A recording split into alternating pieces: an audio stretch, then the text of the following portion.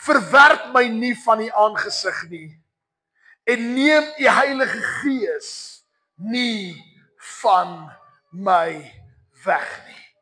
Dis een van die eerste gedeeltes wat ons in die woord lees, wat hy praat van die Heilige Gees. En hy kom en hy het hierdie gebed, hy sê, weet jy wat? Hy sê, ek vra jou, hy sê, ek smeek jou, verwerp die gesig nie van my nie. En dan sê hy, dan gaan hy verder hierdie gedeelte, dan sê hy,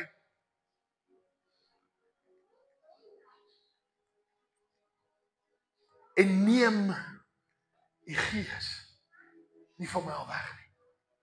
Want ons weet dat sonder die Heilige Gees, my vriend, is die lewe dor daar buite.